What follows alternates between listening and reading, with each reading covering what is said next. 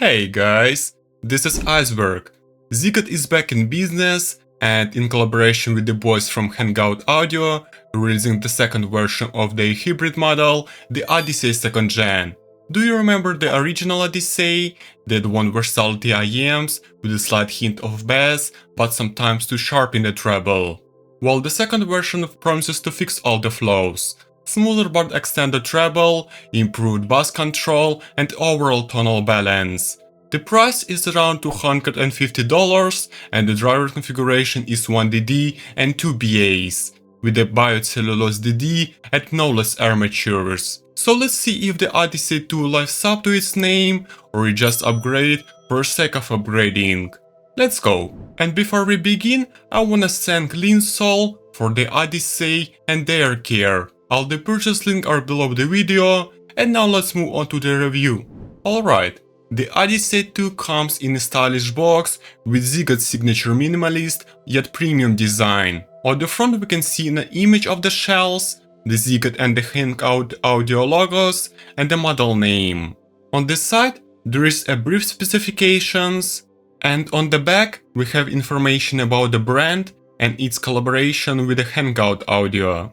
Inside the box we can see the shells themselves, neatly recessed in a foam mold, a modular 2-pin cable, 3.5 and 4.4 plugs, 3 sets of ear tips, extra pair of meshes, a premium Ziigaat case, and some documentation. Well, let's talk about the cable in detail, because Ziigaat and Hangout.Audio have clearly put a lot of efforts into it. It's a 4-coreless cable made of oxygen-free copper with silver plating, modular with 2-pin connectors. It's lightweight, flexible, and doesn't get tangled and protect from damage by thick sheets and metal fittings. That seems to be forever. The modular connection is super convenient, and all you need to do is match the arrows on the connectors and the cable is ready to go.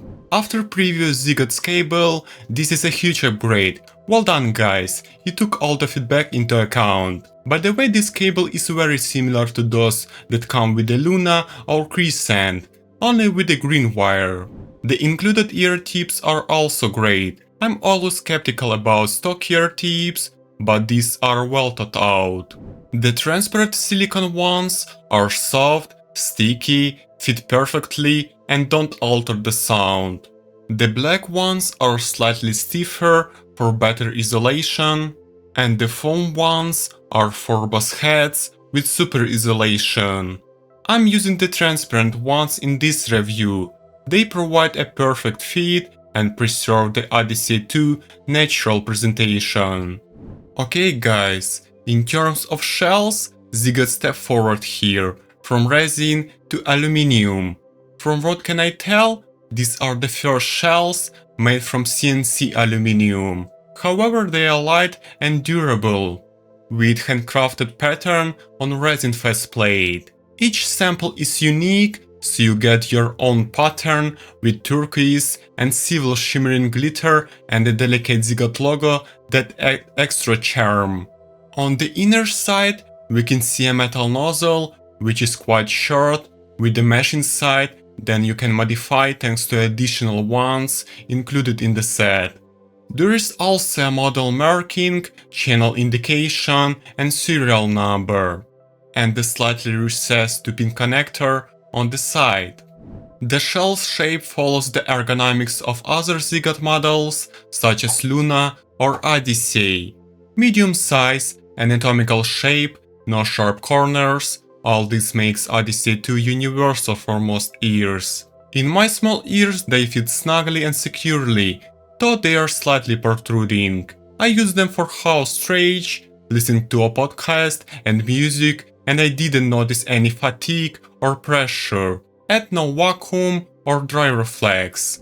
The isolation here is excellent, thanks to the tight seal, and the weight is minimal, so you forget about them. I'm really surprised that after my previous Ziigaat with resin, this aluminum one seems lighter and more comfortable. So I can recommend them to everyone from beginners to pros. Well, before we move on to the sound impressions, let's take a look at the graph. because it's a key to understanding Hangout.Audio tuning. Okay, this is a reference balance with a V-shaped tone. We can see a slight rise in the sub-bass shelf at about 7 decibels, a smooth drop in the mid-bass and lower mids for control. The mid-range is flat from 250 Hz to 1 kHz, which indicates natural vocals and instruments. Then we can see a natural rise in the upper mids, with the peak at 3 kHz for brightness, another at 5 kHz for clarity, and the dip at 10 kHz to remove harshness and sibilance, with the peak at 14 kHz for extension and air.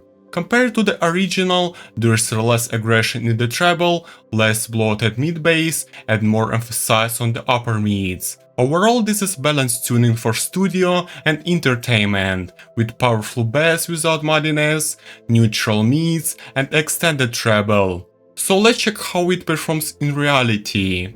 From the very first second, the Odyssey 2 shocked me with its maturity and coherence, as if you're listening to high-end headphones with an expensive deck. Yeah, they remind me of the original Odyssey, but with a bigger range, warmer, more detailed, more extended. While the first Odyssey sometimes hurt my ears with sharp treble and boomy bass, the Odyssey 2 is refined all-rounder that sounds more comfy for hours without losing any resolution. In character, they are closer to neutral diffuse field tuning, but with a slight hint of musicality, warmth, and sub-bass emphasis, making them ideal for everything from jazz and classical to rock and electronic music. These are not basshead IEMs, nor are the studio reference like the Ziigaat Luna, they are golden mean, analytical with soul, dry with comfort. Oh, the bass in the Odyssey 2 is my favorite part, guys. The dynamic driver here works like a real subwoofer, deep, tight and impactful, with such texture that you can feel every vibration. The sub-bass in the Odyssey 2 doesn't just hum, it rumbles like rolling thunder, adding space but never turning into a muddy boom.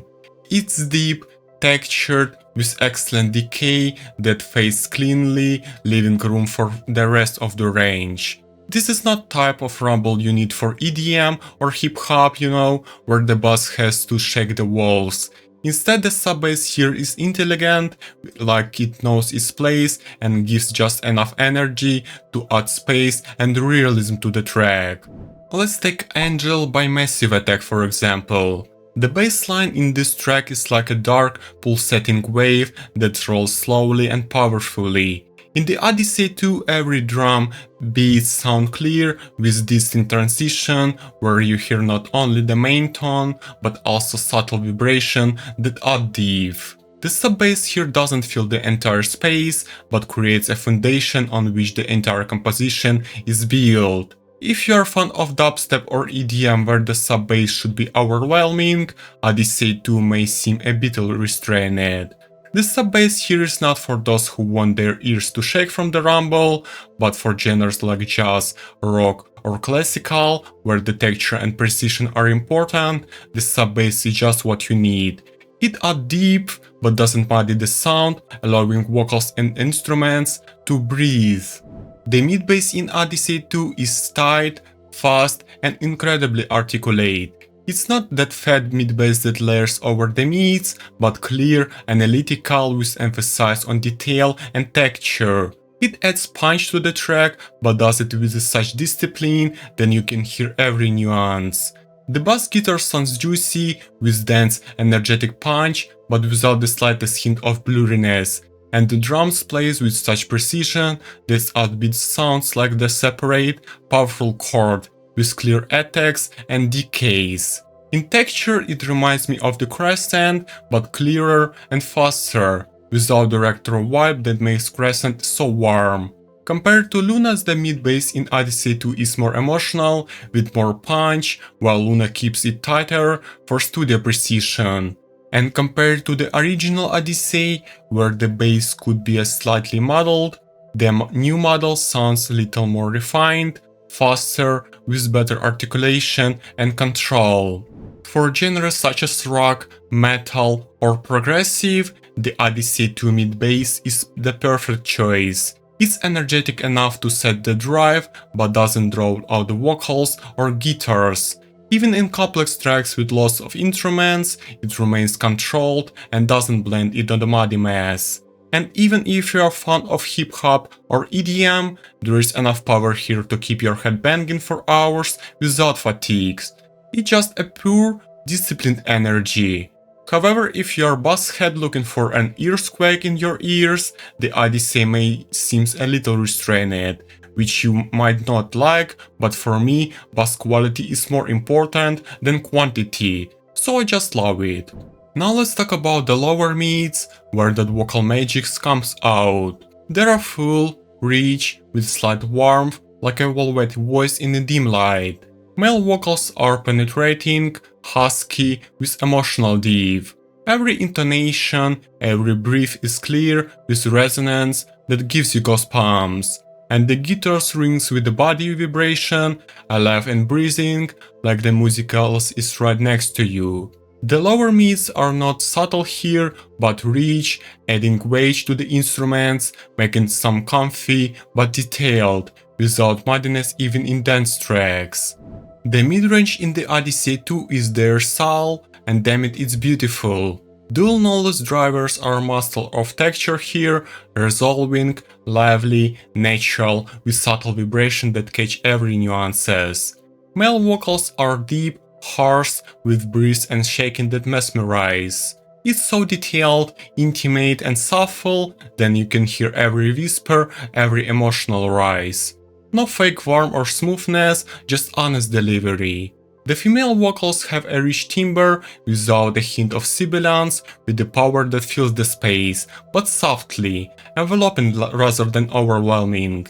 The mid-range is slightly pushed forward, but without aggression, and everything is harmoniously mixed into the overall sound, without it drawing out the bass or treble. The instruments in the mids are separate treat for the ears.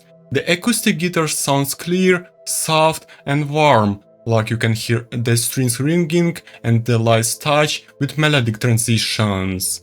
The electronic guitar in rock is drive and energy with attacks but without harshness, and a slight warmth that adds comfort. The piano is dynamic, from gentle, almost voiceless touches to powerful chords, with a rich timbre that reveals every nuances.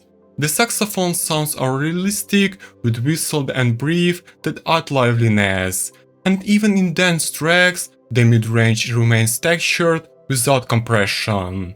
The upper mids are slightly emphasized, which adds airiness and brightness to the vocals. This is not brightness in a bad sense, so there is no harshness or sibilance that can tire the ears. The upper mids emphasize articulation, making the vocals vivid and intimate.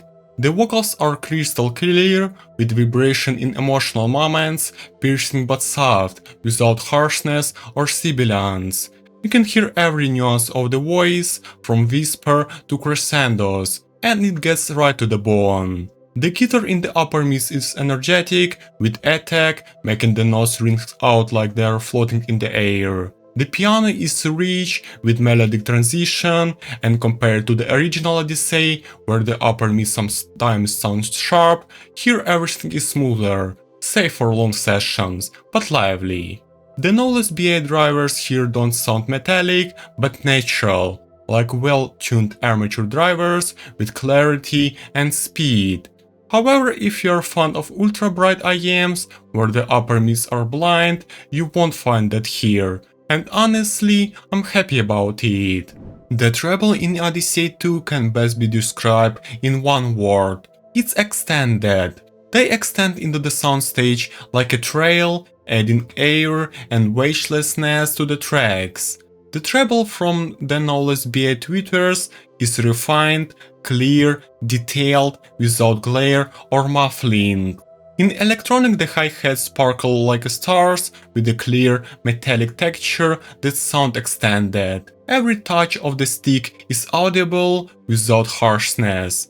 Percussion and synth take on the special sparkle that adds rhythmic energy to the track without distracting from the vocals or bass. In acoustic or jazz, the treble reveals its refined, lingering side.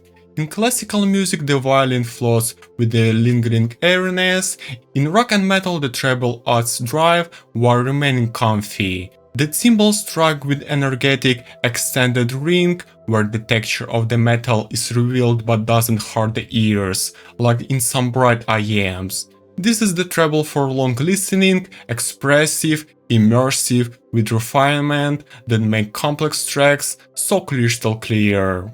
The soundstage of the Odyssey 2 is perfectly balanced, immersive and three-dimensional, with emphasis on naturalness and accuracy. Just close your eyes and you feel like you're sitting in the middle of the stage, where every instrument and vocals has its place and the sound spreads around you. The Odyssey 2 soundstage doesn't try to impress with its huge reach, it's rather panoramic, with emphasis on deep and height, creating a sense of 3D space. The Odyssey 2 masterfully balanced between intimate and spacious, making the stage close enough to feel the emotions of the vocalist, but wide enough for the instruments to breathe freely. The instruments and vocals are separated with surgical precision, and the images are so clear that you can point your finger at where the guitarist or drummer is standing. It's like a theater performance where every actor knows their place and you're the viewer immersed in the action. Okay, let's do a quick comparison, starting with the original Odyssey, a model that was versatility but sometimes hurt your ears with its sharpness. Odyssey is like 100% upgrade, like engineer took all the best stuff and polished it to perfection. Odyssey 2 is an evolution, more musical, more comfortable, with better technicalities. For rock, electronic or classical music, go for the second version without hesitation. Now let's compare it to the Ziigaat Luna, a full BA IEMs with 6 Sonion and knobless armatures designed for studio monitoring. The Luna is like a microscope in sound, revealing every nuance of the track with neutral precision. The Odyssey 2 is a living soul that adds emotional and warmth. If you're a sound engineer or fan of absolute precision for your tracks, go for the Luna. But if you want an emotional all-rounder, the Odyssey 2 is a choice for you. Now let's compare it to the Ziigaat Crescent, which is like an old vinyl turntable, cozy, vintage, with a V-shape and a powerful sub-bass shelf. In turn, Odyssey 2 is a more versatility and clear option. For jazz, blues or retro vibes, I would recommend the Crescent, but for rock, electronic music or versatility, go for Odyssey 2, which is cleaner and more technical. And the last comparison I would like to make is with the Kiwi's Astral hybrid, which has a similar price tag. Astral is for those who want a warm, relaxed sound in hip-hop or pop. Odyssey is for those who appreciate precision, versatility and studio balance, especially in rock, classical or electronic music. In conclusion, the Ziigaat Odyssey 2 is a reference sound with a premium CNC-aluminum shells in collaboration with Hangout.Audio.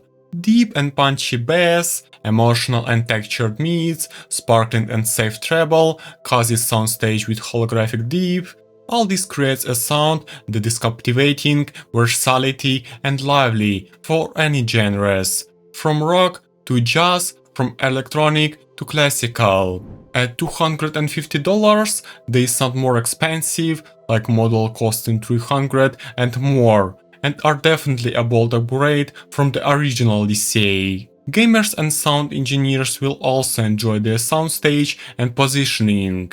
Yes, if you're a bass head or a fan of hyper-analytics, you might want something brighter or more neutral, but for more scenarios, the Odyssey 2 is versatility champion that you'll fall in love with from the very first second. Thanks for watching, guys, you are incredible. If you found this review helpful, don't forget to like it and subscribe to the channel so you don't miss any new other reviews. I'll see you in the next video. Take care and bye bye.